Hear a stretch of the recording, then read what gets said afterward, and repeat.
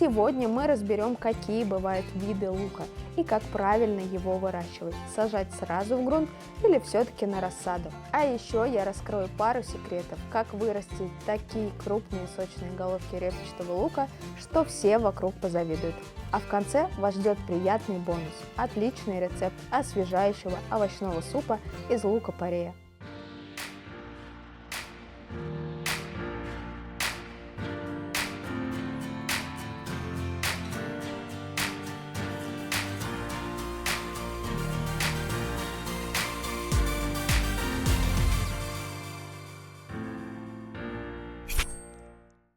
По статистике этого продукта съедается около 10 килограммов в год.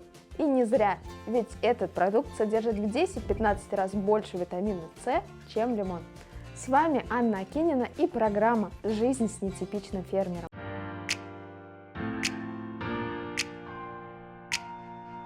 Известно много видов лука, но самые популярные это репчатый, лук-батун и, конечно, порей. Каким же способом лучше выращивать лук?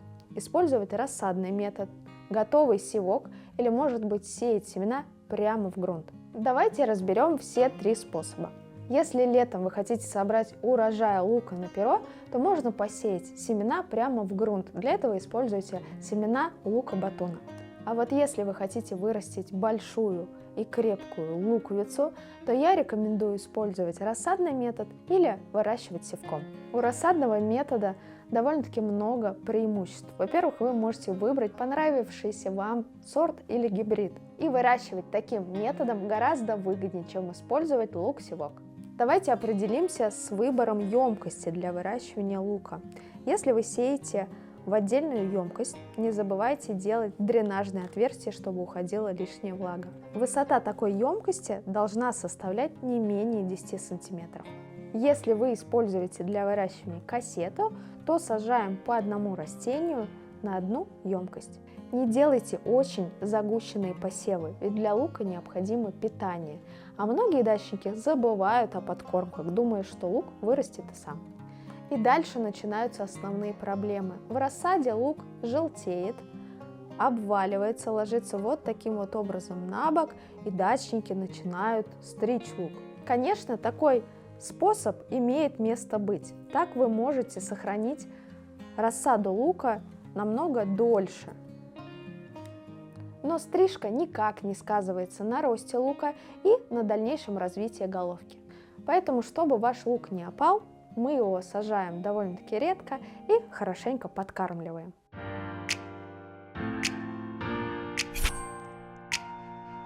Ну что, приступим к посевам? Для начала замешаем плодородный грунт. В составе моего грунта есть органическая подкормка, это биогумус. Я использовала разного рода разрыхлители – перлит, вермикулит и агропесок. И основа моего грунта – торфяная, поэтому у меня получился легкий и воздушный субстрат.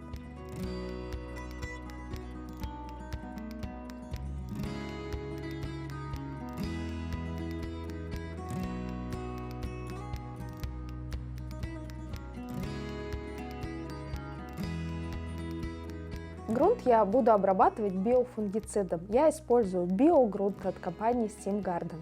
Биогрунт – это микробиологический препарат, который стимулирует корнеобразование и рост растения, защищает от почвенных болезней, улучшает структуру почвы, ускоряет разложение органики. Биогрунт отлично подходит для обработки открытого грунта, теплиц и, конечно, для субстрата, в который мы сеем семена.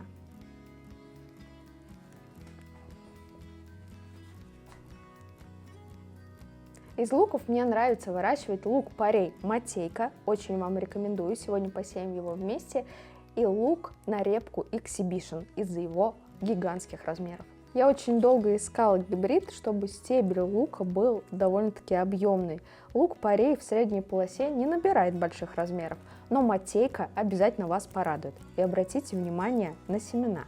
Семена лука-порея дрожжированы, они находятся в глиняной оболочке. Оболочка такого желтого цвета, похожа на аскорбинки. Не пугайтесь, их не нужно предварительно замачивать. Это дополнительный стимулятор роста и, конечно, фунгицид. Семян в упаковке немного, но вас порадует обязательно урожайность. 3-5 килограммов с 1 квадратного метра вы обязательно соберете продуктивной части лука.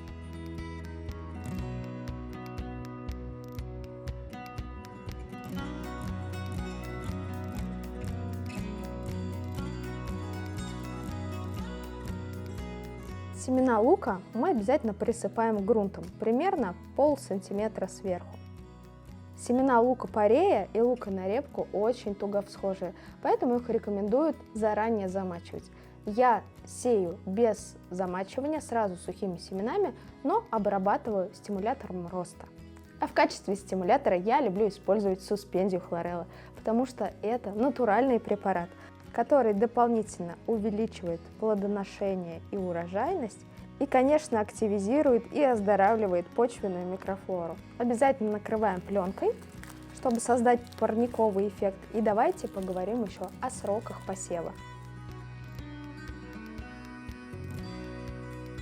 Если у вас нет фитоламп и вы делаете загущенные посевы, лучше не мучить растения. Посейте немного позже, в марте или даже в апреле. Качественную январскую или февральскую рассаду вы можете получить только в том случае, если подкармливаете свои растения и растут они у вас в отдельных емкостях. В отдельных емкостях лук будет гармонично развиваться и уже тут начнет набирать свою массу. Но если вдруг вы поторопились с посевами, то можете легко распикировать рассаду.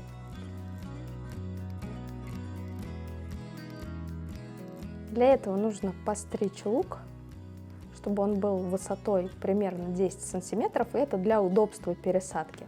Хорошо проливаем почву, достаем наши всходы, вот так выглядит корневая система, и рассаживаем по одному растению в отдельную емкость.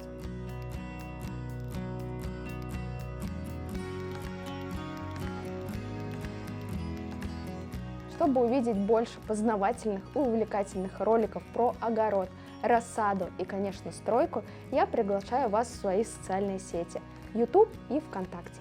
Набирайте в поиске «Нетипичный фермер».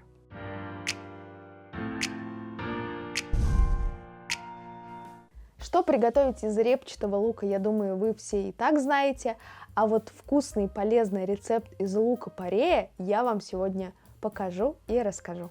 Это будет суп. Суп из лука-порея на основе овощного бульона с картофелем. Первым делом приготовим овощной бульон. Для его приготовления нам понадобится вода и овощи.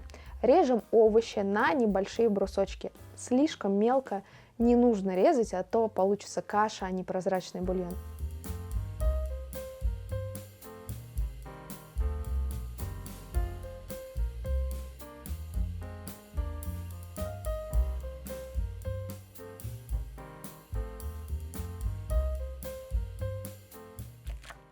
Нарезаем, например, на одинаковые брусочки сельдерей, морковь и лук-порей.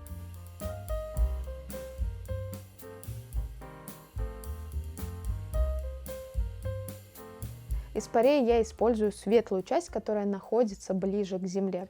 Чтобы у нас как можно больше было этой части, нужно мульчировать наш лучок. Она более нежная и ароматная.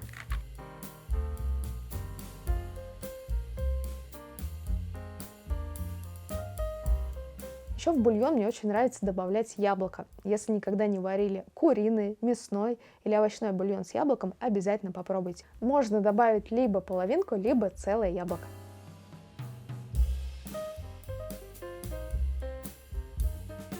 И теперь берем луковицу, вставляем в нее гвоздику. Это делается для удобства, чтобы потом отдельно ее из бульона не вылавливать.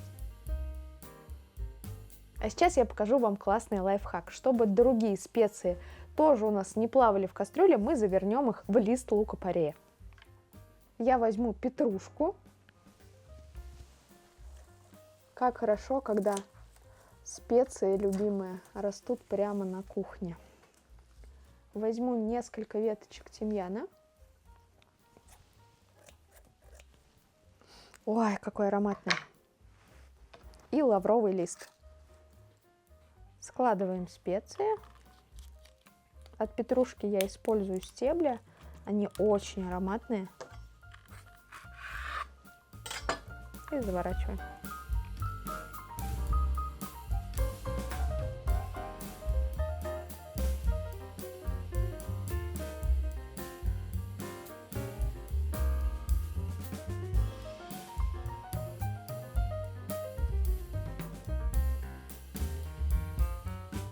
Еще добавляем 3 зубчика чеснока, ставим все на огонь, а специи добавим, как только вода закипит.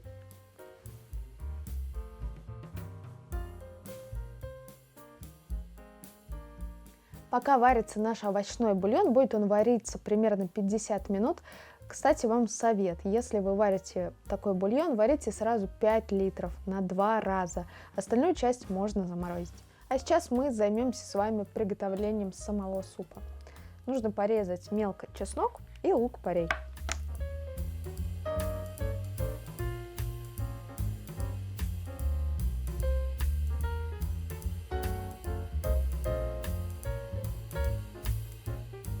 Режем кольцами лук-порей.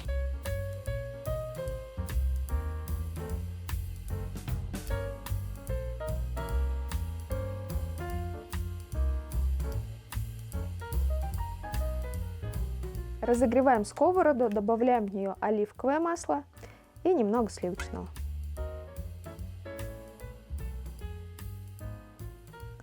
В масло добавляем чеснок.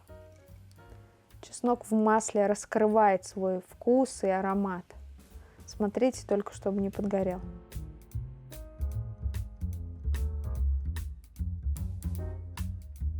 Специи, завернутые таким способом, называются букет гарни. Отправляем наш букет в кипящую воду.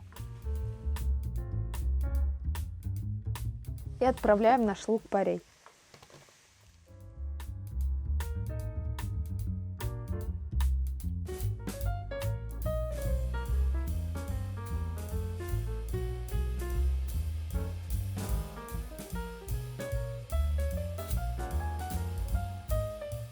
Ну что, наш бульон готов. Сливаем его в кастрюлю. Для супа нам понадобится приблизительно литр овощного бульона. Туда же мы отправляем наш лук-порей.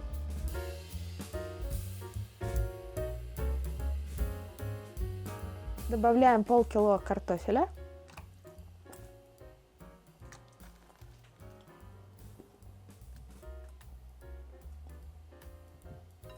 Солим и оставляем вариться минут на 20. Для супа нам понадобятся сухарики. Сделаем их самостоятельно. Можно сделать в духовке, либо на сковородке. Делайте так, как нравится вам. Можно мелкими кубиками, а я сделаю кружочками.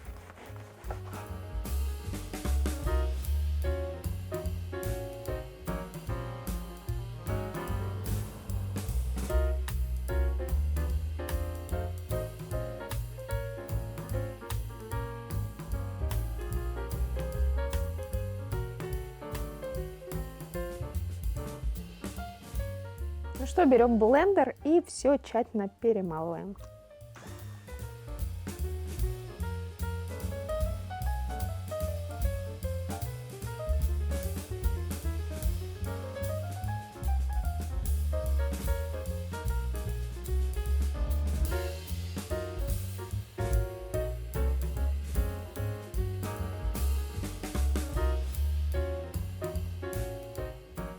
Делаем сервировку. И наливаем наш суп.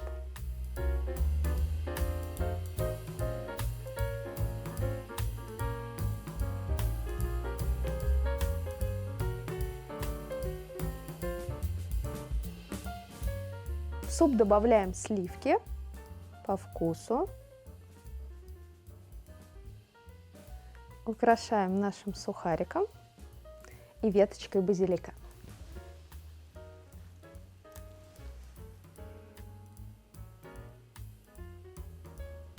Ну что, приятного аппетита!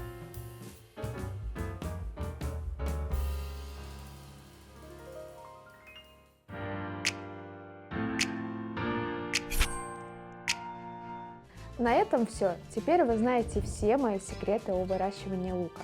А с вами была Анна Акинина и программа «Жизнь с нетипичным фермером». Увидимся в следующих выпусках.